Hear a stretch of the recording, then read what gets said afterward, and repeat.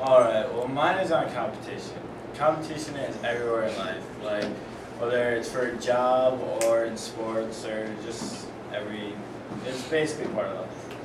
And no matter how big your competition is, you'll just need to keep on fighting and fighting until like you get where you want to be. And that's what Herb Brooks was basically saying to the 1980 Olympic hockey team. So, great moments are born with great opportunity. And that's what you have here tonight, boys. That's what you earned here tonight. One game. If we played them 10 times, they might win 9. But not this game. Not tonight. Tonight, we skate with them. Tonight, we stay with them. And we shut them down because we can. Tonight, we're the greatest hockey team in the world. You were born to be hockey players. Every one of you.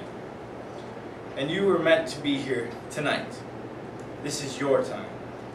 Their time, it's done. It's over. I'm sick and tired of hearing about what a great hockey team the Soviets have. Screw them. This is your time. Now go out there and take it.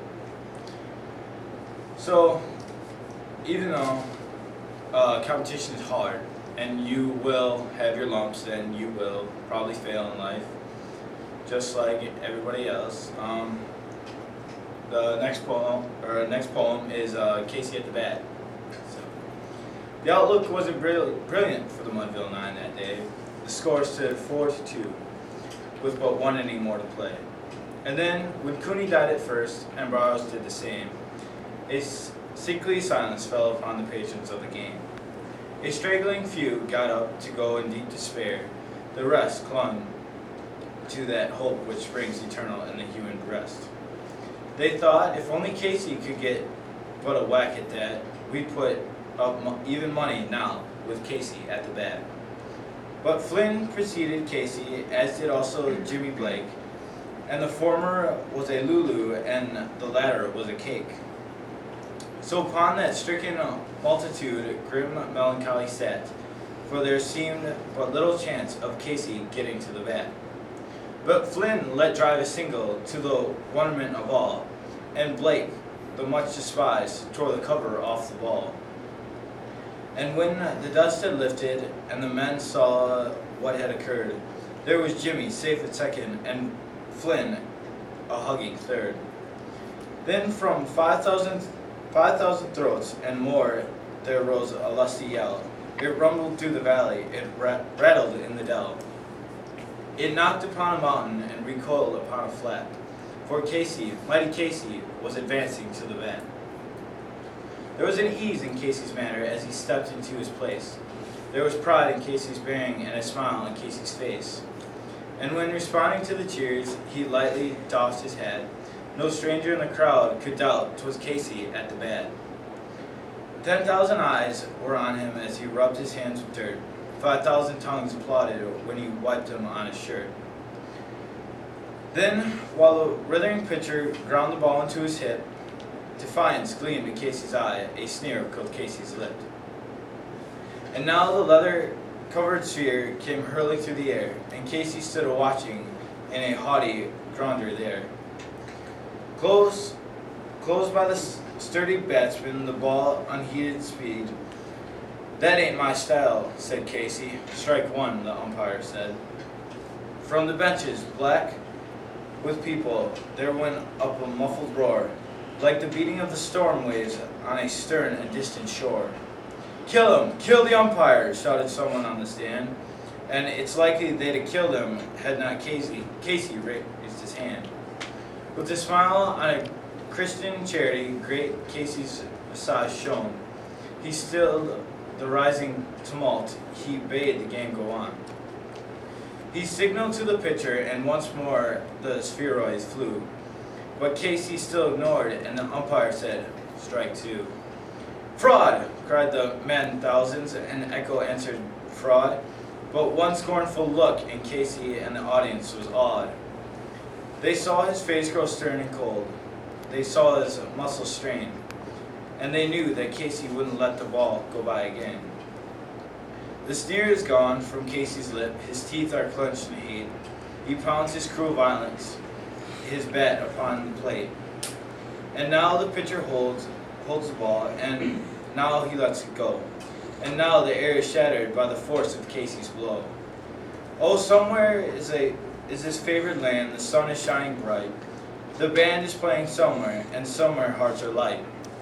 And somewhere men are laughing, and somewhere children shout. But there is no joy in Mudville, where mighty Casey has struck out. So even though competition, you will fail, you can also get very far with this if you have the heart and desire to get where you want to be. And that is what Vince Lombardi is trying to say in his speech, The Habit of Winning. Winning is not a sometimes thing. You don't win once in a while. You don't do things just right once in a while. You do them right all the time. Winning is a habit. Unfortunately, so is losing. There is no room for second place. There is only one place in my game, and that is first place. I have finished second twice in my time at Green Bay, and I don't ever want to finish second again.